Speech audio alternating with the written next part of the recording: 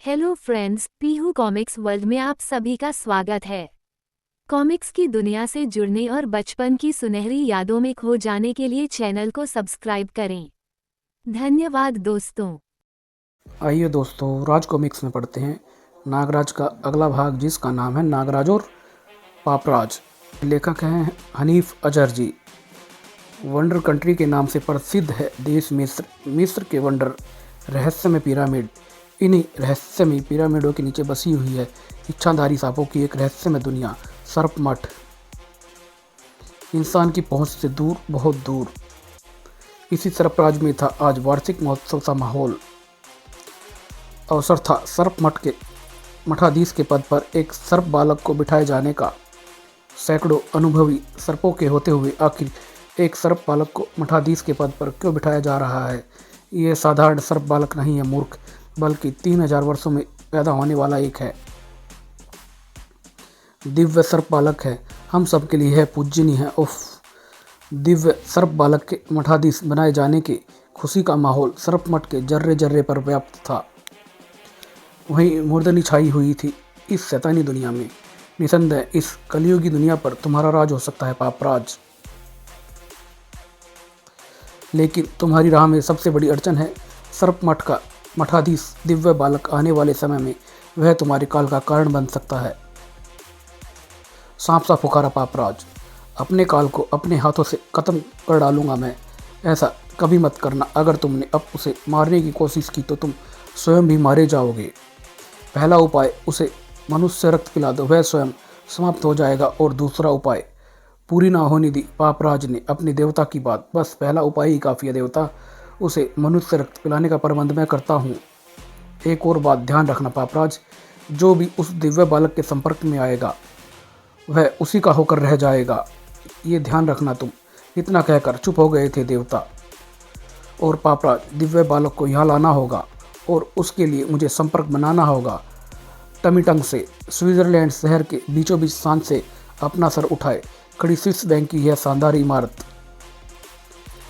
जिसकी तरह खतरा बनकर बढ़ रहे थे सूर्य के समान दहकते हुए रोशनी के गोले थे।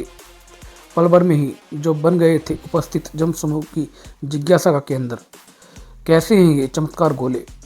क्या मतलब है इनका? मतलब को मारो गोली और ये सोचो कि ये बैंक की तरफ क्यों बढ़ रहे हैं। देखने वाले देखते ही रह गए और वे गोले हाहाकारी ढंग से बैंक में प्रवेश करते चले गए थे। बैंक के अंदर भोज के खड़े लोगों ने देखा उन सभी चीज़ों को। गिग्गी बंद गई उस समय जब उन लोगों ने लिया वह अद्भुत रूप। अचंभित खड़े लोगों ने दिमाग पर कसता चला गया धमकी का शिकंजा। अपने स्थानों से जो भी हिला उसके शरीर में बन जाएंगे सैकड़ों रोशनदान। साथियों, लूट लो बैंक को। अंदर लूट रहा था बैंक और बाहर घेरा डाल रही थी पुलिस। चप्पे चप्पर पर फैल जाओ। बाहर निकलते ही बैंक लुटेरों को दबोच लेना है हमें, क्योंकि अंदर मुठभेड़ हुई तो वहाँ मारे जाएंगे बहुत से बेगुनाह व्यक्ति। कुछ ही पलों में पुलिस ने बैंक के चारों तरफ से इतना जबरदस्त पहरा डाल दिया कि चींटी भी वहाँ से बचकर निकल नहीं सकती थी। जल्दी बाहर आए लुटेरे। अरे, बैंक में से यह गोले कैसे निकल रहे हैं? लुटेरे कहाँ गए? यही लुटेरे हैं, बैंक के सारे केस पर झाड़ू फेर कर जा रहे हैं। ये रोको इन्हें। फिर क्या था, बरस पड़ी गोलियां ही गोलियां, लेकिन उन गोलियों से कहाँ बाल बाका होने वाला था उन आँख के गोलों का। पल भर में ही ऐसे आँख से ओझल हो गए थे वे गोले, जैसे गधे के सिर से सींग गायब होते हैं। पीछे छोड़ गए थे रहस्य ही रहस्य, रोमांच ही रोमांच। आग के गोले ही आदमी थे और आदमी ही आग के गोले थे। 8वें अजूबे से बड़ा अजूबा हो गया ये तो। पूरे विश्व में तहलका मचा दिया उन आग के गोलों ने। लूटे उन्होंने पूरे विश्व के कई नामी ग्रामी बैंकों को। वे लुटेरे, वे अजूबे। जब से अपने स्वामी पापराज ने हमें अपनी तंत्र शक्तियों के बल पर आग के गोलों में बदलने की शक्ति दी है, तब से मालामाल हो गए हैं हम। सचमुच विश्व के हजारों बैंक लूटकर दौलत का ऊंचा ढेर लगा लिया है हमने अपने सामने। टॉमी टंग के साथ रहोगे तो ऐसे ही मजे करोगे तुम सब। अचानक चोट उठा टॉमी टंग। उफ, स्वामी पापराज आ रहे हैं। टॉमी टंग ने तुरंत ही पापराज की मानसिक तरंगों से संपर्क बनाया। हाँ स्वामी, हाँ, मैं आपकी बात सुन रहा हूँ। आदेश दीजिए, तुम्हें एक महत्वपूर्ण काम करना है। टॉमी टंग, ध्यान से सुनो तुम मेरी बात। फिर वह आवाज़ बोलती रही और टॉमी टंग सुनता रहा। सब कुछ सुनने के बाद, लेकिन हम मनुष्य सर्प मठ में प्रवेश कैसे करेंगे स्वामी? सच में तुम मनुष्य रूप में सर्प मठ नहीं पहुँच सकते, लेकिन मेरे द्वारा दी गई तंत्र शक्ति का प्रयोग करोगे तो तुम वहाँ पहुँचने में कोई कठिनाई नहीं होगी। इधर सर्प मठ में मुझे अभागिन का यह एकमात्र सहारा है। दिव्य बालक मृत्यु के कगार पर खड़ा है ये। अगर ये चंगा ना हुआ तो मैं भी तड़प तड़प कर इसके साथ दम तोड़ दूंगी। बेहद मोहक ढंग से मुस्कुरा कर दिव्य बालक ने अपनी उंगली उस सर्प बालक के मृत सर्प शरीर पर रख दी और इसी के साथ मेरा पुत्र जीवित हो गया। दिव्य बालक की जय गूंज उठा था जय घोष वहां पर। काश कोई जान पाता कि खतरा उन विचित्र गोलों के रूप में सर्प मठ में प्रवेश कर चुका था, और जब तक कोई उस खतरे के बारे में जान पाता तब तक बहुत देर हो चुकी थी। चारों तरफ खैर बरसा चुके थे। वे सभी को सतर्क करती चली गई। वे चीखे, बाहर कोई संकट में है, आओ देखते हैं। बाहर पहुंचने को बेताब प्रहरी पहुंच गए थे। मृत्यु लोग अंदर खड़ों को जड़ दिया। टॉमी टंग की कहर भरी आवाज ने जो भी अपनी जगह से हिला उसका अंजाम होगा उन जैसा ही। कैद कर लो उसे। मानव हड्डियों का वह विशेष पिंजरा संभाले आगे बढ़े बदमाश के रास्ते में जो आया उसे रास्ते से हटा दिया था टॉमी टंग ने। दिव्य बालक को कैद कर लिया उन लोगों ने और अपना वही अद्भुत रूप इस्तेमाल कर वहाँ से रवाना हो गए थे। वो देखने वाले ठगे से खड़े देखते रहने के सिवा कुछ न कर सके। भारत शहर दिल्ली, स्थान बाल भवन, जहाँ हुजूम के रूप में मौजूद थे सैकड़ों बच्चे। 14 नवंबर जो था आज बच्चों के प्रिय चाचा नेहरू का जन्मदिवस। लेकिन इन जैसों का यहाँ पर क्या काम हो सकता है। वैगन स्टार्ट रखो, हम अभी आए इसे भरने के लिए बच्चों को लेकर। हैरान भी ना हो पाया गार्ड, हर समय ड्यूटी देते रहो, कुछ देर आराम भी कर लिया करो तुम। दंदनाते से प्रवेश कर गए सभी बाल भवन में। मासूम दिलों में बैठ गई थी दहशत। अच्छे बच्चों की तरह हमारे साथ चलो, वरना तुम्हारे गरम गरम मांस में गोलियों को घुसेने में बड़ा मजा आएगा हम सभी को। भेड़ बकरियों की तरह वैगन में ठूस दिया दरिंदों ने उन मासूमों को। और फिर ओके टाटा, फिर मिलेंगे। भागती वैगन के हल्के इचकोलों पर बिल्लियों की तरह उछल रहे थे वे सभी। इन बच्चों को अरे बीएन कंट्री भेजकर करोड़ों रुपए कमाएंगे अब हम। अचानक चीख पड़ा एक, ओह वो सामने क्या है। बैरियर, सांपों का बैरियर है ये तो। एक की अकल में आई वह भारी समझदारी की बात। इतने सांप, इसका मतलब एक ही है, आ गया है नागराज। नागराज का नाम सुनते ही घिघी बंद गई थी ड्राइवर की। उस्ताद गाड़ी रोक रहा हूँ मैं। चुप बे, गाड़ी रोक मत, बंदूक की गोली बना दे और कुचल दे सांपों के इस बैरियर को। बंदूक की गोली बन गई वैगन, लेकिन सांपों के बैरियर तक पहुँच ना पाई थी वो कार। मेरे आगमन के बारे में जानकर भी ऐसी गलती कर डाली तुमने। एक झटके से रुक गई वैगन से आम की भांति टपक कर नीचे आ गिरे सभी। चलो अब बाहर। और तब कम से कम इतना तो सोच रहे थे कि जहाँ बच्चों पर जुल्म होता है वहाँ पहुँच जाता है नागराज और तुम जैसे जालिमों को पहुँचा देता है जहन्नुम। कुछ ही पलों में सड़क सूंघ रहे थे सभी बदमाश और खुशी से नाच रहे थे बच्चे। Our hero only Nagraj. Nagraj तुम ग्रेट हो। कितना आनंद आता है फूलों की तरह इन मासूमों को खिलखिलाता देखकर। चलो बच्चों वैगन में बैठो, मैं तुम्हें वापस बाल भवन छोड़कर आता हूँ। तभी गूंज उठा वह खूंखार स्वर, इन बच्चों को कहीं पहुँचाने से पहले ही तू नर्क में पहुँच जाएगा नागराज। वहाँ मौजूद बच्चे ही क्या, नागराज भी चौंका उस शख्स को देखकर। कौन है ये? क्यों मुझे नर्क पहुँचाने के लिए मरा जा रहा है ये? और ये दुबला पतला आदमी किस बल पर मुझे नर्क पहुँचाएगा? एक ही बार में हो गया नागराज को उसकी शक्ति का अंदाजा। उफ, ऐसा लग रहा है मुझे जैसे कोई रोड रोलर आ टकराया हो मेरे चेहरे से। इसका मतलब असीम ताकत भरी है इसके बाँस से शरीर में, लेकिन मेरे सर्प इसके सारे बल को निकाल लेंगे। उफ, सांपों को तो छलांग मारकर मार देर गया है यह। चलावे की भांति हवा में लहराता आया वह नागराज तक और एक जबरदस्त प्रहार नागराज के चेहरे पर। इस बार नागराज ने अपने तक नहीं पहुंचने दिया उसे। कुछ वार करने का मौका हमें भी दीजिए श्रीमान। जीप पर गिरे व्यक्ति ने फुर्ती से संभलकर रस्सी के गुच्छे को उठा लिया था और फिर सरपरस्तियों के जाल में कैद होता चला गया नागराज। और फिर आंखों से शोले बरसते ही उस शैतान सरीखे शख्स ने अपने हाथों से बरसा दिए घातक हथियार। उफ, ये हथियार मेरी जीवन लीला समाप्त कर डालेंगे। नागराज तक पहुंचने ही वाले थे वे घातक हथियार की अपने अद्भुत रूप के साथ आ पहुंची थी सोडांगी। सोडांगी के वह थे नागराज की परछाई को भी छू नहीं सकते हैं ये हथियार। अब ये हथियार इसे फेंकने वाले की मौत ही बनेंगे। क्रोध का तूफान लिए पलटी सोडांगी। ओह, इसका रूप तो बदल रहा है। और उछल पड़ी सोडांगी तब जब उसने पहचाना सामने खड़े उस शख्स को, सर्पमठ का मुख्य पहरेदार, मतांग, नागराज का दुश्मन। रहस्य में मुस्कुराहट आई मतांग नामक उस इच्छाधारी सर्प के ओठों पर। नागराज से मेरी कोई दुश्मनी नहीं है सोडांगी, यह तो तुम्हें नागराज के शरीर से निकालने की योजना थी बस मेरी। लो, आज़ाद हो गया है नागराज, आज़ाद हो गया था नागराज। अब ने अपने होठों पर लाई सोडांगी वह सवाल जो उसके मस्तिष्क में तूफान मचाए हुए था। ये सब क्या है मतांग, बताओ मुझे। मतांग ने बताया। जो एक एक शब्द बम के धमाके सा प्रतीत हुआ सोडांगी को। गंभीर हो गया नागराज भी। उफ, दिव्य बालक का अपहरण। कौन थे दिव्य बालक का अपहरण करने वाले? यही तो पता लगाने मैं तुम्हारे पास आया हूँ। चूँकि तुम आधुनिक दुनिया में रहते हो इसलिए दिव्य बालक और उसके अपहरणकर्ताओं का पता लगाना तुम्हारे लिए दुष्ट कार्य न होगा। नागराज से प्रार्थना कर उठी सोडांगी। हाँ नागराज, तुम्हें दिव्य बालक की खोज करने में हमारी मदद करनी होगी। दिव्य बालक को वापस लाना पूरे विश्व की भलाई के लिए बहुत जरूरी है नागराज, क्योंकि अगर दिव्य बालक की मृत्यु हो गई तो शैतानी शक्तियाँ पूरे विश्व को अपने शिकंजे में जकड़ लेंगी। शैतानों का राज हो जाएगा पूरे विश्व पर। विश्व शक्ति का पुजारी नागराज, भला पीछे रहने वाले कहाँ था? ठीक है सोडांगी, मैं अपने पूर्ण सामर्थ्य अनुसार तुम्हारी सहायता करने के लिए तैयार हूँ। फूल सा खिल गया मतांग का चेहरा। धन्यवाद नागराज। फिर मतांग ने नागराज को दिखाए 2 रेखा चित्र। ये है दिव्य बालक और यह है वह मुख्य अपराधी जो बहुत से सर्पों की लाशों को अपने कदमों तले रौंद कर दिव्य बालक को ले गया था।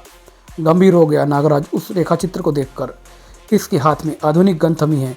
इसे ढूंढने में हमें ज़्यादा दिक्कत ना आएगी, लेकिन इसके लिए हमें मिस्र जाना होगा। सोडांगी और मतांग के साथ उड़ चला नागराज पिरामिडों के देश की तरफ। मिस्र के पिरामिडों को भीड़ से दूर इस रहस्यमयी और खौफनाक स्थान पर खड़ा था यह खोपड़ीनुमा अद्भुत पिरामिड, जिसके अंदर कैद करके रखा गया था दिव्य बालक को। पेट में चूहे कूद रहे हैं ना, तो फिर हवा ले खाना और बुझा ले अपने पेट की आग को। दिव्य बालक ने जो घूर कर देखा खाने की प्लेट की तरफ, तो टूट गई प्लेट और फर्श पर बिखर गया था रक्त मिला खाना। जहरीली प्रतीत हुई उसे अबोध बालक के अधरों पर खेलती मोहक मुस्कान। कब तक ऐसा रहेगा? खाना नहीं खाएगा तो भूखा मर जाएगा तू यहाँ पर। पूर्ववत मुस्कुराते हुए उस मासूम ने अपनी जेब से निकाल ली वह पत्तियाँ और उनमें से एक पत्ती तोड़कर मुंह में रख ली थी उसने। ओह देखे, इन पत्तियों को खाकर कब तक जिंदा रहता है तू। नागराज, जिसने आज एक बार फिर कदम रखा था मिस्र की धरती पर, एक बार फिर काहिरा जा पहुंचा था नागराज। एयरपोर्ट से बाहर आकर मतंग वापस लौट आया। रह गए नागराज और सोडांगी। मिस्र तो हम आ गए नागराज, अब तलाश करनी है दिव्य बालक के अपहरणकर्ताओं के मुखिया की हमें। टॉमी टंग आज फिर अपने साथियों के साथ वह बदला हुआ था अद्भुत गोले के उस रूप में था और आज उसका निशाना था काहिरा स्थित बैंक ऑफ इजिप्ट। वह धमाके के साथ अंदर प्रवेश करता गया। बैंक के अंदर पहुंचकर आए सभी अपने वास्तविक रूप में। जो समझदार होगा वह अपनी जगह से नहीं हिलेगा, क्योंकि जो हिलेगा वह पहुंचेगा सीधा खुदागंज। बुत बने खड़े लोगों के बीच से होते हुए टॉमी टंग के साथी पहुंचे स्ट्रोंग रूम की तरफ। स्ट्रोंग रूम के खुलने के साथ ही चीखें उगल पड़ी थी सभी के हलकों से। और ऐसा होता भी क्यों ना, स्ट्रोंग रूम में नोटों की जगह सैकड़ों सर्प जो मौजूद थे और मौजूद था नागराज। आज इन्हें लूट कर ले जाओ दोस्तों, ये भी बहुत काम आएंगे तुम्हारे। सर्पों के गुच्छे उछाल दिए थे नागराज ने उन लोगों की तरफ जिन्होंने छीन ली लूटों के हाथों से उनकी गनें। और फिर जो उछला नागराज तो उसके वारों ने छीन लिए उनके होश। फिर पलटा नागराज टॉमी टंग की तरफ। बता किसने दी तुम्हें गोलों में बदलने की अद्भुत शक्ति? बता किसके लिए तू अपहरण किया तूने उस दिव्य बालक का, और बता कहाँ रखा है तूने उस दिव्य बालक को। दहाड़ा टॉमी टंग। तेरे हर सवाल के जवाब में तुझे एक ही चीज़ मिलेगी नागराज, सिर्फ एक ही चीज़, मौत।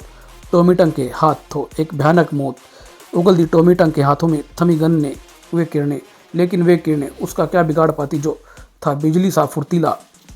सर्प सम्राट नागराज, ऐसे कब तक बचेगा रे तू नागराज? इस बार बचने के साथ ही नागराज ने टॉमी टंग पर किया एक प्रचंड प्रहार भी।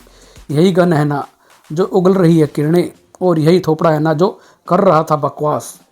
अब तू हमारे हर सवाल का जवाब हमें गा कर देगा कमीने। सोडांगी का एक जबरदस्त प्रहार उस पर टॉमी टंग के नीचे गिरते ही नागराज के शरीर से निकलकर उससे जा लिपटी थी जो सोडांगी।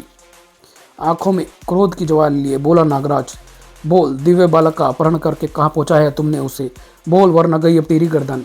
तड़प उठा टॉमी टंग। उफ छोड़ दो मुझे, मैं सब बताता हूँ।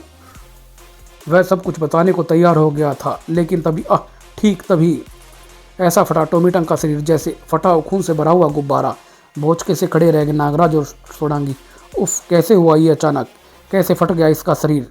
किसने किया ये सब? यहाँ था नागराज और सोडांगी के हर सवाल का जवाब। अपनी तंत्र शक्ति के बल पर अगर मैंने सही समय पर टॉमी टंग को ख़त्म ना कर डाला होता तो उसने सब कुछ बताकर मेरे सारे किए किराए पर पानी फेर दिया होता।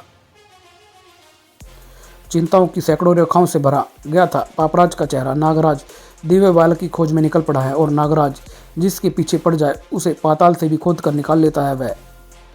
इसलिए इस दिव्य बालक को ख़त्म करना अब बहुत ज़रूरी है। लेकिन ऐसा हो कैसे? कैसे ख़त्म किया जाए उस दिव्य बालक को? अचानक धमाका सा हुआ पापराज के मस्तिष्क में। देवता के पास ही दिव्य बालक को ख़त्म करने का उपाय है, वह दूसरा उपाय। एक पल बाद ही देवता की प्रतिमा के सामने खड़ा गिड़गिड़ा पड़ा पापराज। नागराज दिव्य बालक की खोज में निकल पड़ा है देवता, और इससे पहले वह उस तक पहुंच जाए दिव्य बालक को ख़त्म करना जरूरी है। उसे तत्काल ख़त्म करना होगा देवता। दूसरा उपाय बताइए। दिव्य बालक को ख़त्म करने के लिए तुम्हें पवित्र खंजर प्राप्त करना होगा पापराज। ऐसे उछला पापराज जैसे दहकता अंगारा बन गई हो उसके कदमों तले की धरती। पवित्र खंजर? लेकिन पवित्र खंजर मुझे प्राप्त कैसे होगा देवता? पवित्र देवता खोंसू के जिस मंदिर में रखा है मेरी शैतान शक्तियाँ तो उसके आसपास भी भटक नहीं सकती हैं, और उस मंदिर के दुर्गम व मौत से लबालब भरे रास्ते से होकर पवित्र खंजर तक पहुंच जाए ऐसा मनुष्य अभी तक कोई पैदा नहीं हुआ है धरती पर। गलत, एकदम गलत। पृथ्वी पर एक ऐसा मनुष्य है जो पवित्र खंजर के बीच में आने वाली हर मुसीबत को तत्ता बताकर उस तक पहुंच सकता है। कौन है वह मनुष्य? मुझे बताइए देवता, मुझे बताइए आप उसका नाम। उतावलेपन का जैसा दौरा पड़ गया था पापराज के चेहरे पर, और तब जब देवता ने बताया पवित्र खंजर को प्राप्त करने वाले का नाम तो फट पड़ी पापराज की आंखें। सन रह गया था उसका दिमाग। वो लेकर आएगा खंजर, हाँ, लेकिन हमेशा क्या कि तुम उस खंजर लाने के लिए मजबूर कर पाओगे? शब्द नहीं, जैसे धधकता लावा निकला पापराज के मुख से। अगर खोंसू के मंदिर से पवित्र खंजर लाने वाला वही है तो वह जरूर जाएगा देवता, वह जरूर जाएगा वहाँ पर। इतना मजबूर कर दूंगा मैं उसे कि पवित्र खंजर के साथ वह अपने प्राण भी लेकर मेरे कदमों में डाल देगा। अंगारे सा धधक रहा था पापराज का चेहरा। इधर काहिरा के 5 स्टार होटल अल हबीब में रात काफ़ी हो चुकी है सोडांगी, अब सो जाओ। कल सुबह दिव्य बालक को ढूंढने का कोई और साधन ढूंढेंगे। Okay Nagraj, good night. कुछ ही पलों बाद गहरी नींद में सो चुके थे नागराज और सोडांगी। अचानक वहाँ गूंजी उस चीख ने उछाल दिया नागराज को। सोडांगी क्यों चीख रही है? तब नागराज को पता चला सोडांगी के चीखने का कारण तो सन रह उठा वह। ओह सोडांगी! नागराज! सोडांगी की तरफ बड़े नागराज के कदमों से आ लिपटी वह अजीबोगरीब सी रस्सी। धड़ाम से नीचे आ गिरा नागराज। तुम्हारा 1 इंच भी आगे बढ़ना सोडांगी को मौत के मुंह में ले जाएगा नागराज। उफ, ये क्या है? नागराज को दिखाई दिया वह रहस्यमय शख्स। कौन हो तुम? क्या चाहते हो? पापराज क्या चाहता है ये भी अब ही पता चल जाएगा तुझे। पापराज के इशारे पर जकड़ लिया गया नागराज को, और तब समा गई वह अद्भुत किरण नागराज के जिस्म में। ऐसा ही सोडांगी के साथ किया पापराज ने। और फिर वह बोला कुटिले स्वरों में, जो किरण तुम दोनों के शरीर में समा गई है नागराज, वह तुम्हारे शरीर में दौड़ते जहर को गुजरते पल के साथ पानी करती चली जाएगी, नामो निशान मिटा देगी वह, तुम्हारा ख़त्म कर डालेगी वह तुम्हें। अब इस मौत से बचने का एक ही उपाय है नागराज, तुम्हें देवता खोंसू के मंदिर से पवित्र खंजर लाना होगा। सिर्फ पवित्र खंजर के छूने से ही तुम्हारे शरीर से इन किरणों का प्रभाव समाप्त हो सकता है। और अब तुम्हारी और सोडांगी की ज़िंदगी तुम्हारे हाथ में नागराज। या तो पवित्र खंजर ले आओ या फिर तड़प तड़प कर मरने को तैयार हो जाओ। ठठाका लगाते अदृश्य होते चले गए थे पापराज और उसके साथी, और साथ ही आज़ाद हो गए नागराज और सोडांगी भी। सनसना रहे थे नागराज और सोडांगी के मस्तिष्क। अब क्या होगा नागराज? मेरी तो कुछ भी समझ में नहीं आ रहा है, क्या किया जाए? बोली सोडांगी। इस समस्या से निपटने के लिए हमें तुरंत सरपमठ पहुंचना होगा नागराज। वहीं पहुंचकर कोई उपाय सोचा जा सकता है। तुरंत ही सरपमठ की तरफ रवाना हो गए नागराज और सोडांगी। इधर दिव्य बालक जिसने भूख का एहसास होने पर अपने मुंह में रख ली थी एक और पत्ती, जहरीली मुस्कान खेल रही थी पापराज के अधरों पर। इन पत्तियों को खाकर कितने दिन जीवित रहेगा तू? मैंने नागराज को अपने जाल में फंसाकर पवित्र खंजर लाने के लिए भेज दिया है, और जिस दिन उस खंजर को पा लूंगा वह तुम्हारी ज़िंदगी का आखिरी दिन होगा। सरपमठ जहाँ गूंज रही थी मठ के मुख्य पुजारी की धीर अधीर गंभीर आवाज़। ओह, तो ये सब पापराज का किया धरा है। वह पवित्र खंजर से दिव्य बालक की हत्या कर पूरे विश्व पर राज करने के सपने देख रहा है। अब तो तुम्हें खोंसू देवता के मंदिर से पवित्र खंजर लेने अवश्य जाना होगा नागराज। ये आप क्या कह रहे हैं पुजारी जी? हम दोनों सिर्फ अपने प्राण बचाने के लिए पवित्र खंजर ले आए ताकि पापराज उसे हमसे हत्या कर डाले। दिव्य बालक की दृढ़ता से भरा गया मानवता के पुजारी का स्वर। मैं पवित्र खंजर नहीं लाऊंगा पुजारी जी। अपनी जान बचाने के लिए मैं पूरे विश्व को संकट की खाई में नहीं धकेल सकता हूँ।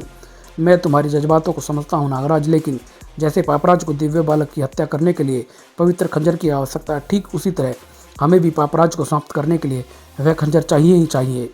अपनी बातों में छिपी रहस्य की गांठ खोली पुजारी ने। पापराज सैकड़ों शैतानी शक्तियों का स्वामी है।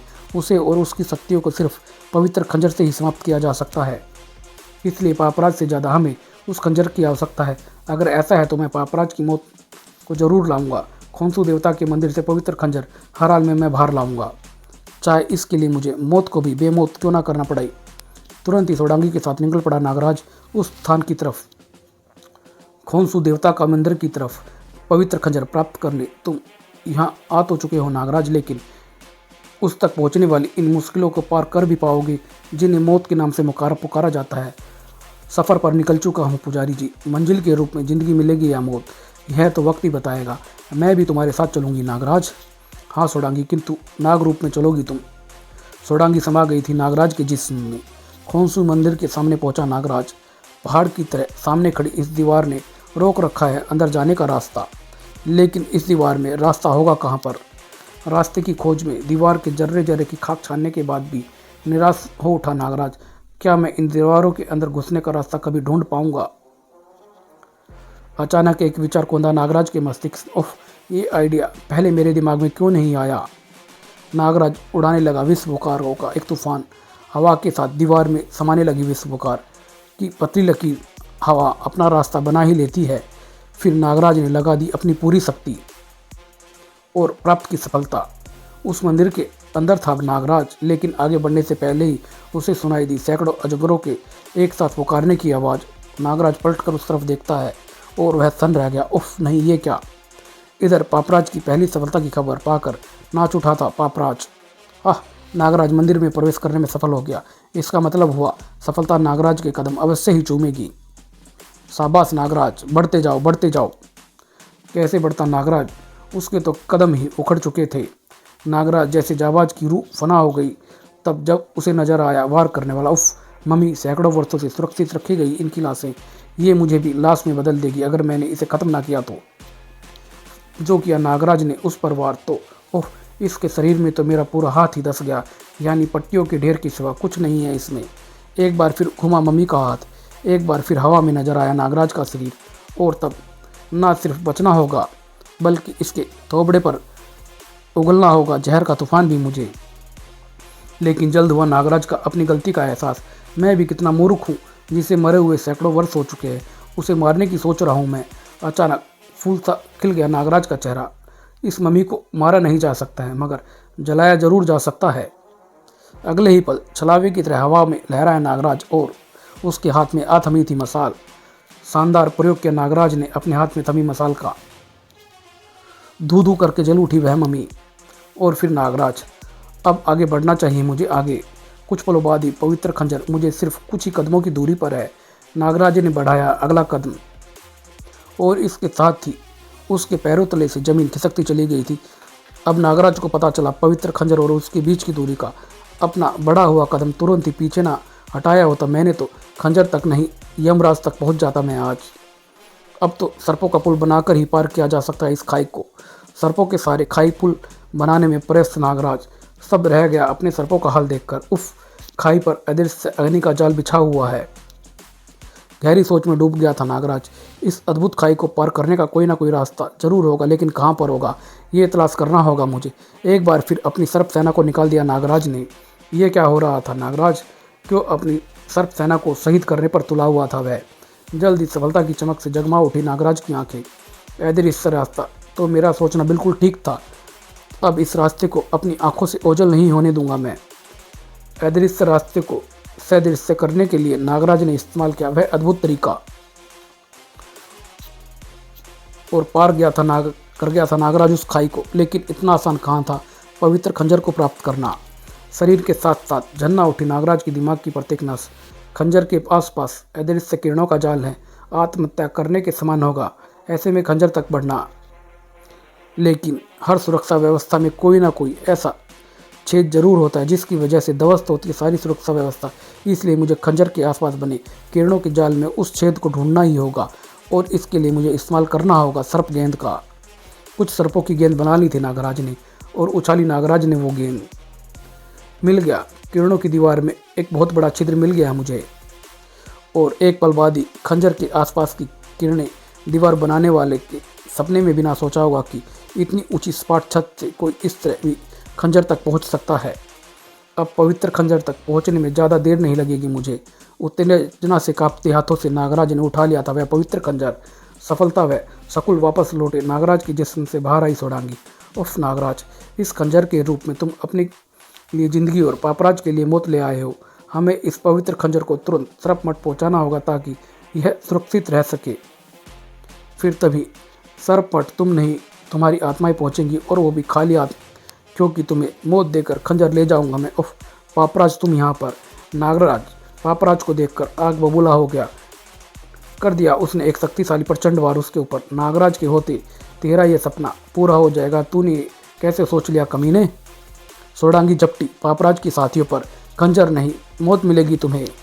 पल प्रतिपल हठी होते चले जा रहे थे नागराज और सोडांगी। अचानक नागराज के शरीर से लपटती चली गई वह घातक रस्सियाँ, और जिसके हाथ में थमी थी उसका नाम था फंदेबाज। और फंदेबाज ने जिसे भी अपने फंदे में फंसाया वह पहुंच चुका है यमलोक।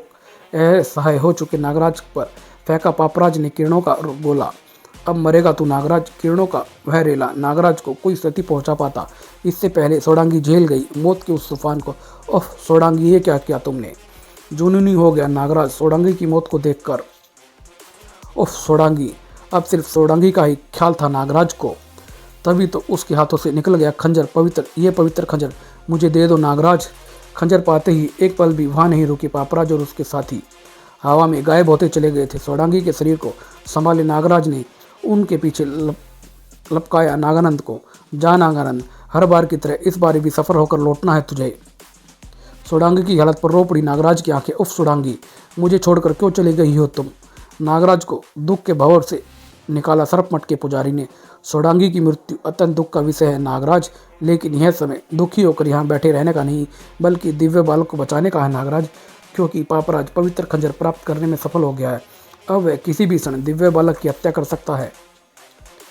आंखों में भरा अपना चेहरा ऊपर उठाया नागराज ने। ऐसी मौत दूंगा मैं उन्हें कि थर्रा उठेगी मौत का कलेजा भी। ऐसा रुद्र रूप कभी किसी ने नहीं देखा होगा नागराज का। मुझे तेरी कसम है सोडांगी, पापराज उसकी शैतानी शक्तियों को चुन चुन कर खत्म करूंगा मैं।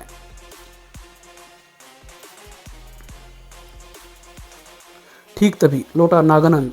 तुम्हारे शरीर में भरी तेजी बताई है नागानंद कि तुम सफल होकर लौटे हो। मुझे भी वहां ले चलो नागानंद।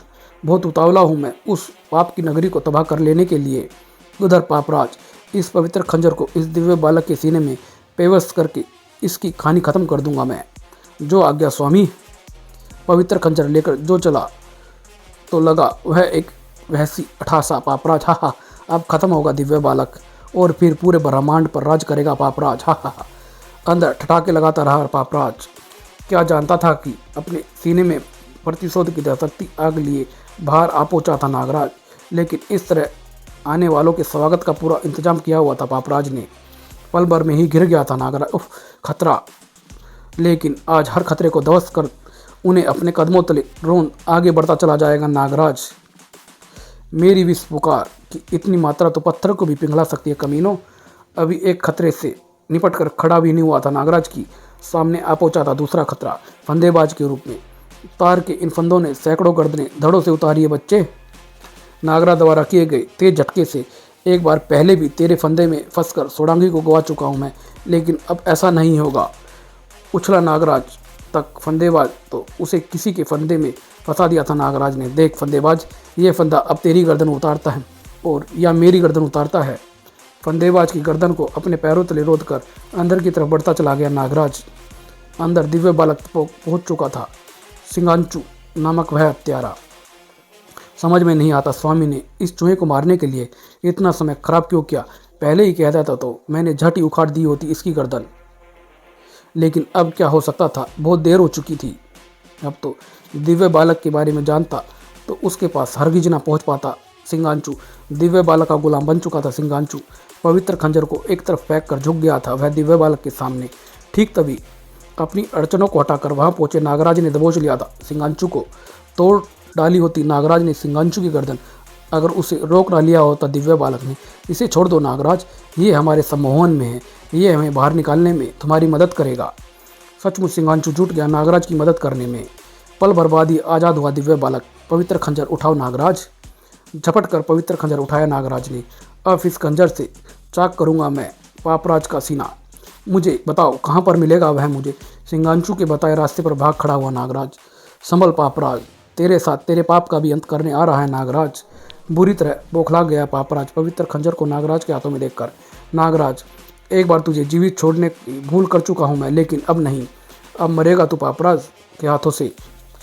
भयानक, भयंकर, खौफनाक, दिल दहलाऊ रूप में बदलता चला गया था पापराज। और उसने जो किया वार तो बच ना सका नागराज। और उसके हाथ से छूटा पवित्र खंजर दूसरी तरफ जा गिरा था और नागराज एक तरफ। नागराज ने किया मुकाबला करने का प्रयास तो उफ, ये क्या, इस शैतान का हर बार यूं ही विफल करना होगा मुझे। ज़्यादा देर बचने में सफल नहीं हो पाया नागराज। अब देखते रहने के सिवा क्या कर सकता था नागराज। अब कोई चमत्कार ही मुझे इसके हाथों से बचा सकता है। और सचमुच चमत्कार ही हो गया था। सूखे पत्तों की भांति उड़ गए नागराज की तरफ बढ़ रहे हुए भारी पत्थर। नागराज और पापराज एक साथ ही घूमे चमत्कार करने वाले की तरफ। ओह, दिव्य बालक तुम यहाँ पर। तीखा हुआ दिव्य बालक, पवित्र खंजर संभालो नागराज, उसी से मारा जा सकता है इस शैतान को। पवित्र खंजर को नागराज की तरफ लहरा कर एक और चमत्कार किया दिव्य बालक ने। हवा में लहराए पवित्र खंजर को हवा में ही लपका नागराज ने और बचकर शैतान पापराज की घातक किरणों से मुठ तक घसीट दिया पवित्र खंजर पापराज के सीने में नागराज ने। शैतान पापराज की भयंकर चीखों से थर्रा उठी उस विचित्र पिरामिडों की दीवार और आ गया था जैसे भूचाल वहां पर। भागो नागराज, पापराज के साथ ही खत्म होने जा रही है इसकी पाप की दुनिया। दिव्य बालक को लेकर पिरामिडों से बाहर ही निकला था नागराज की हुआ वह धमाका जिसने तबाह कर डाला पापराज और उसकी सारी शैतानी दुनिया को। और फिर सरपमट में दिव्य बालक सही सलामत वापस लौट आया और पापराज समाप्त हुआ। लेकिन मुझे दुख है कि इसके लिए मुझे अपनी प्रिय संगनी सोडांगी की कुर्बानी देनी पड़ी। सोडांगी की मौत को जीवन भर नहीं भूल पाऊंगा मैं। किस सोडांगी की मौत की बात कर रहे हो नागराज तुम? मैं तो जीती जागती तुम्हारे सामने खड़ी हूँ। ओह सोडांगी तुम, और तुम्हें तो अपनी आंखों से मरता देखा था मैंने, फिर दोबारा जिंदा कैसे होगी तुम? नागराज के सवालों के जवाब में सोडांगी ने उसकी तरफ उंगली उठा दी जिसके अधरों पर नृत्य कर रही थी चिंता मुक्त मुस्कान। ओह दिव्य बालक आप।